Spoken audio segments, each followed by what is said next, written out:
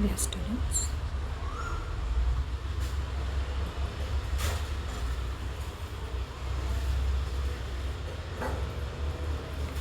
dear students, today we will be looking into hybridization in plants.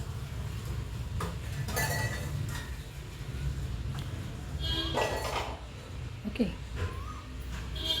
so have you studied Mendelism in Unit 2? Have you studied Mendelism in Unit 2?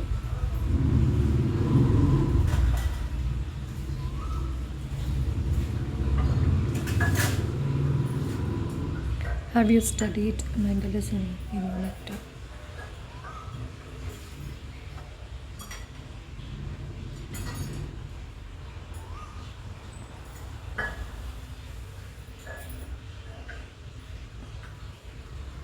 Okay, we are going to study hybridization in plants.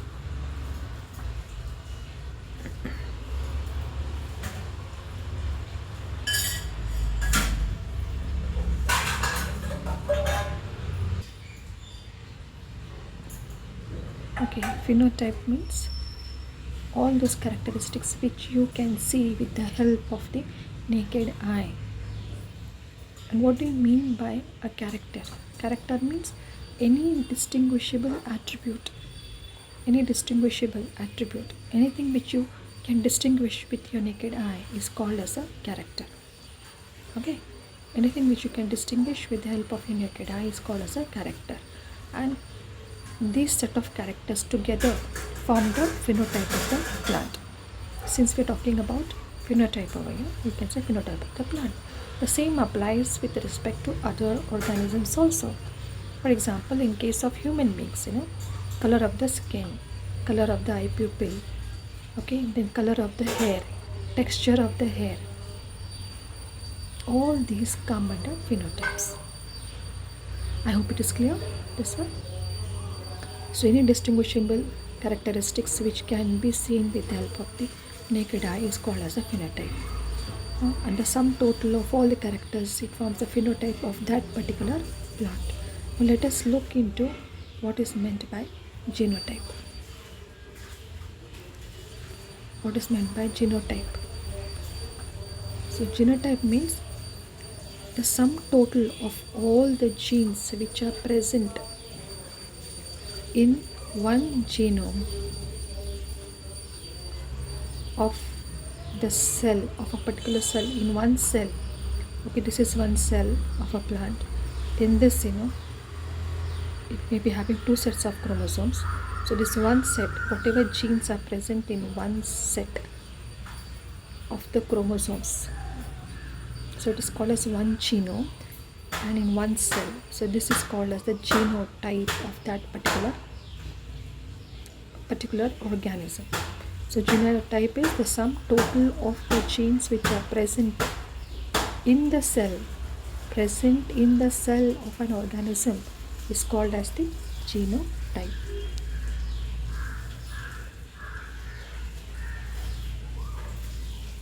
So I hope it is clear. Now let us look. Why is hybridization important? Okay, why is this topic of hybridization important? If all the plants are same, then you cannot improve anything. You cannot improve. But if there is variation, there should be variation. Okay, variation in nature. Then what you can do is you can take two different plants which are differing in at least one set of characters. Suppose, for example, if you cross a plant. Crossing means, what do you mean by crossing? Crossing means you take the pollen of one plant and dust it on the stigma of another plant. Then it is called as crossing. Okay, crossing. This is called as crossing. So when a cross is made,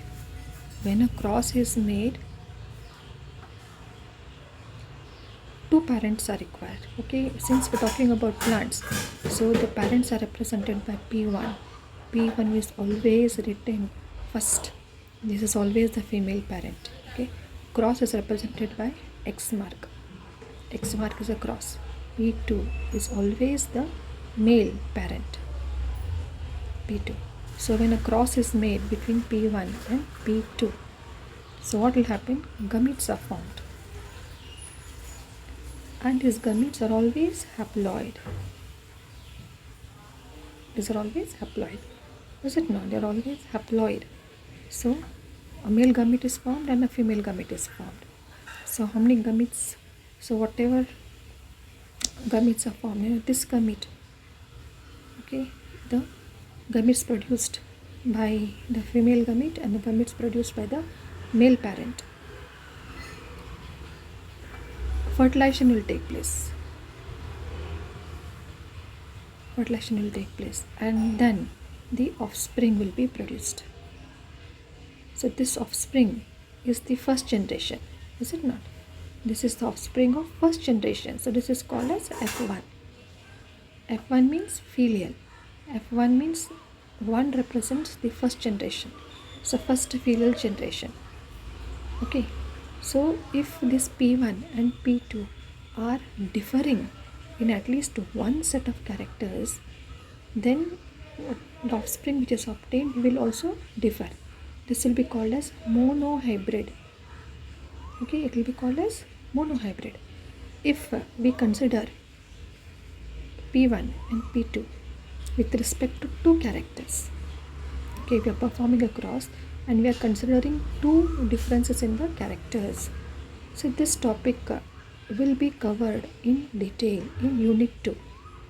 But I don't know whether Unit 2 Madam has begun taking the classes.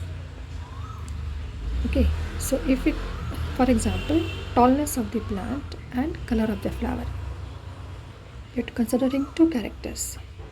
So whatever hybrid you obtain over here will be a dihybrid. I hope this is clear. Like this. Okay, this way. So with this background, now P1. P1 is what?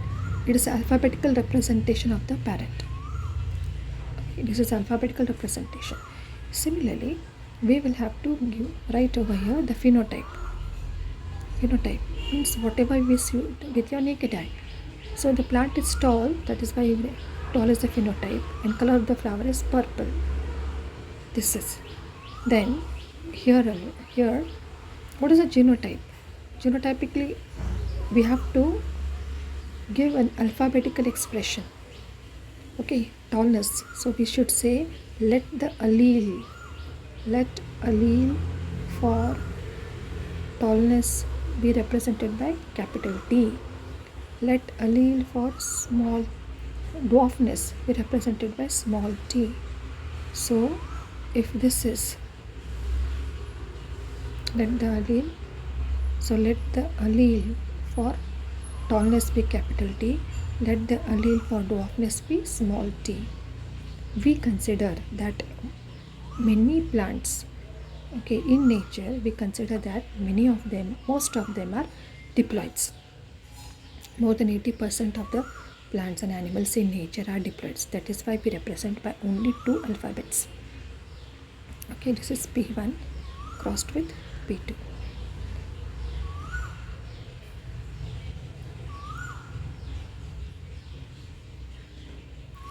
So this is P1 crossed with P2. So what are these? These are the parents. What is the phenotype? Phenotype is that it is tall and color of the flower is purple. We cross it with dwarf, okay, and white. Dwarf and white. So how will you represent the genotype? The genotype means we are representing only the alleles for tallness.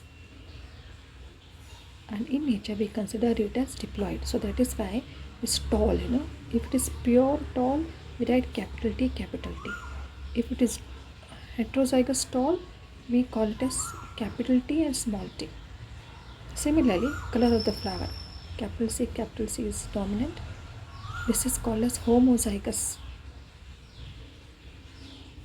If we do like this, it is heterozygous. Okay, and then we cross it. It is dwarf. Dwarf is homozygous always. Dwarf is always homozygous.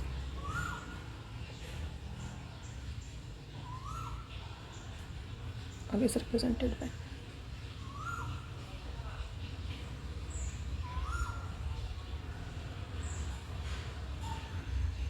This is clear.